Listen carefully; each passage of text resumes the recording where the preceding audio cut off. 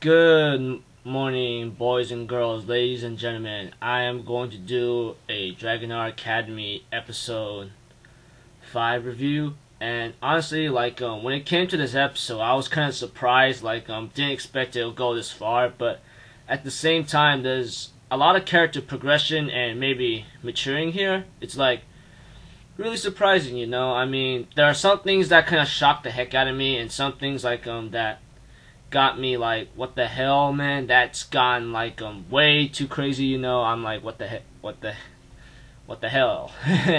And overall, this episode, I think it was okay, but at the same time, it made a lot of character progression on one, but maybe two, and maybe some other things that we had to find out later. But it was actually worth it in the end, you know. I mean, but it gotten funny later, but at the same time, it's kind of cool. So let's get started.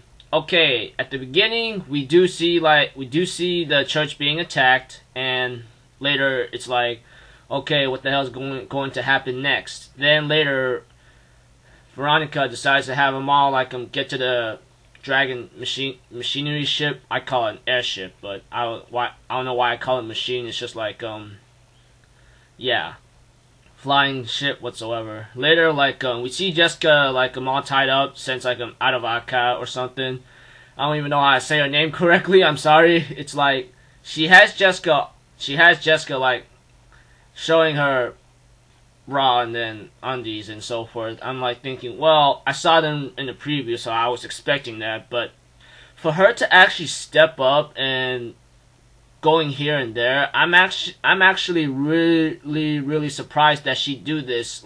Seriously, I didn't expect her to do this, you know. I was kind of surprised myself. I'm thinking she's just some spoiled brat whatsoever. What the hell is wrong with her, you know? I don't like it. She needs to die or something. But after seeing that, it made me change my point of view at her. And later it would make me change another point of view at her once I get to that part. I'm like, what the hell, man? And later there's a plan about Ash being a negotiator and talking to the Adavaka. She says I'm sorry, but I'm here to look for my sister, my long-lost sister, you know. And honestly, I think that long-lost sister might be the one in the green and black hair that we saw in episode 1 trying to kill Ash, and we just see her trying to take care of a baby or something. It's really it might be a connection. I don't know. They just look alike, you know. I mean, this is my theory or idea, you know. I mean, y'all can disagree or agree with me, but this is my kind of theory right here. She could have revealed herself, but she goes nah, I won't do it, and she has to take care of the baby, you know. It's really cool to see her do that. I thought she's some kind of cold-hearted assassin that's working under that crazy anti-government guy from episode 1 that summoned up the necromancer as well, you know.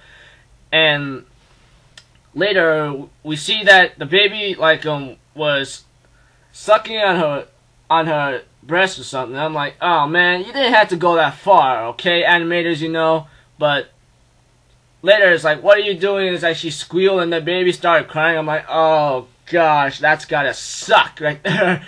It's and she was about to be I think she was close to being revealed or about to be sacrificed, but Sylvia ends up stepping up, going oh dear me, what are you doing? Are you crazy or something? But I understand, she's not gonna see people getting slaughtered or something, so you better kill me. But Advocate ends up cutting her clothes, we saw in the preview, but I did not expect to see all the clothing came off. I'm like, oh gosh, that's got to hurt right there, you know. And dang, that's gotta hurt right there. And Sylvia is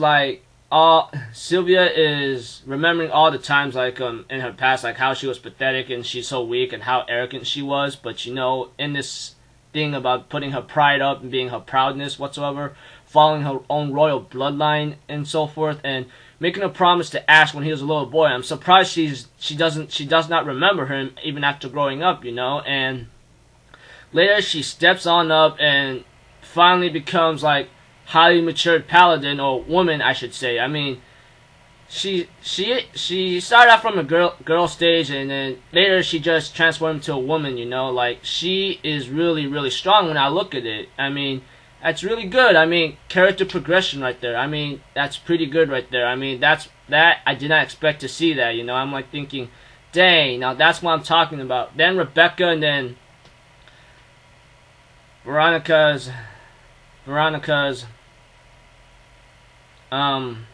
right hand assistant comes in, or second command probably, the guy ends up taking out the forces, and Ash was about to go to the time bomb or something, but Advoca says no, and then the dragon was about to eat him up or something, but lucky for him, the armor came in since Echo finally created it, and he says, thank you very much, you did it right on time, you know, and that armor, dang, man, like, shoot, like, freaking crazy stuffings right there, dude. I mean, later Echo says, oh, I didn't do it for you, you know, all this and that. And I was just thinking, yeah, right. You love him, you know, but yeah, I mean, whatever. It's just like what it is what it is, you know. It's like that. And Ash ends up using some ice ability, which I didn't expect. Ice beam attack, and then freezes up the dragon, and then goes after Advoca and says, I'm gonna detonate this bomb if you get near me again. He goes like, oh really? Ice beam attack, and then it gets all frozen up in the end. I'm like thinking, oh, that's really cool. Now that Jessica found out or something, like, damn, that's gotta stink right there. And she's like, alright, I'm so glad I met you. Now give me your seat. I'm like, no, we can't not go there. I'll scream, people. I'll scream. Please, animators, don't do this to the kids right now, or to me. It's like, what are you doing right now? Like, what are you doing? Like, what are you trying to do right now? It's crazy. And later, we end up seeing that Rebecca knocks her out, going, knock it off now. And yeah, Ash goes to Sylvia, and then Ash goes to Sylvia, and Ash says that you were really good and brave out there, and she's all blushing and says, what are you talking about, you know? And I thought she might be thinking like, what, brave that I showed my entire body, you know? I'm like thinking, oh man, that's what I thought, you know? I'm sorry, but it's crazy like that, you know? But she really matured up to this point, you know? And later, it's like, yeah, we end up seeing that this was all this was all a set. I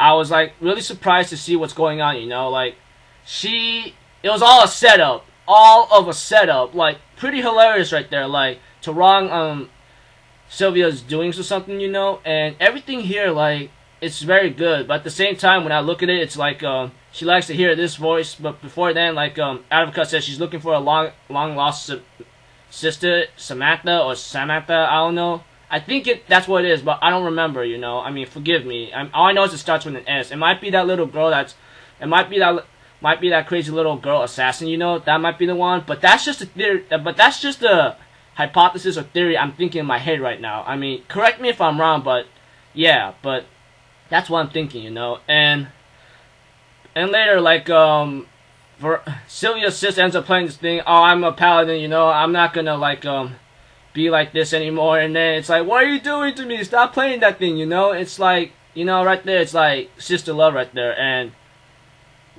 And then her maid comes in and says, you know, between those two, like, they actually do love each other. And I go like, that's what the maid said. But if I see it, that's why I saw it too. I mean, they really do love each other in the end, you know. One wants the other to get better. Well, the older one wants her younger one to get really better and strong. And that's what I like about it, you know. I mean, it shows how much they care for each other, you know. And then after she left or something, Sylvia says she still has a long way to go. And Ash says, hey, no, I mean, you're gonna be fine. I promise, you know. And yeah. And we end up seeing another episode preview after the ending, you know. Like, there it is, you know. And some new elf girl ears looking like Lucian. I don't know. I forgot the episode title, but she might be a new character. She's gonna be introduced, you know. But all I know is it's like crazy. All I know is it's crazy stuff, right? It's all I know is it's like crazy stuff right now, you know. And yeah, overall my overall reaction, if y'all want to take a look, I'm like thinking, oh my gosh, what are you doing? Ah, no, no, no, no, that kind of thing, you know. That went to the part where like but some of the episode moments surprised me. Where Jessica actually is not brat what I thought she is, but in the end she's still like a kid, you know, like, but she's still really strong, like willing to step up. And yeah, and Sylvia, she stepped up and she matured greatly. That's what I like about the character progression right there.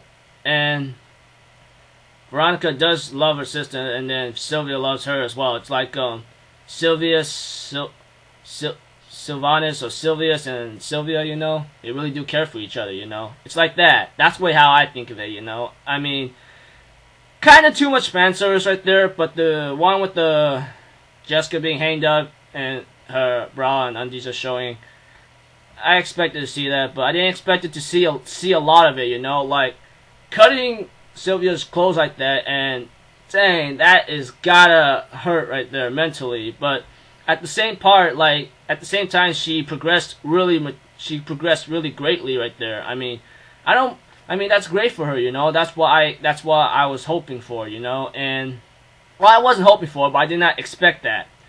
Overall, this episode was alright, you know, but it had too much fan service at the beginning, then at the middle, and then at the end, you know. I mean, it kind of annoyed me a bit, and maybe some of y'all can agree with me too, you know.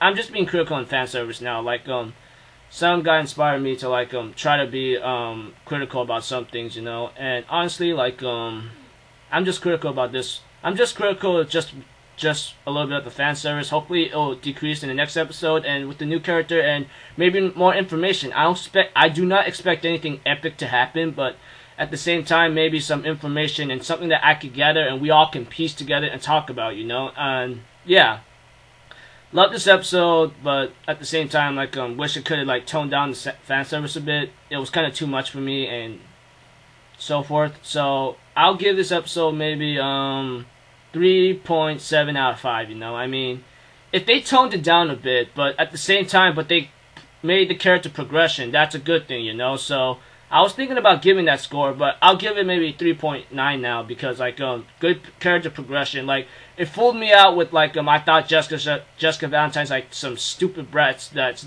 so selfish, but she actually thinks of other people, which is good, you know. But she's still selfish in the end, you know. But yeah, love this episode. I thought this episode was okay. Maybe you guys might loved it or you think it's alright, but at the same time, I actually liked it because like good character progression and maturity, you know. I mean, it takes a lot of like guts to actually stand up and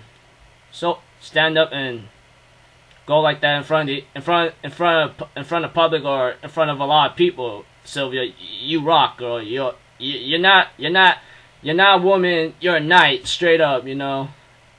So I am Alpha Zero Forum. My next video should come out sooner or later for Irregular High School and Magic episode 6. I'm actually looking forward to that, you know. And yeah, hope to see you all there. Hope you enjoyed this review as much as you maybe loved the episode.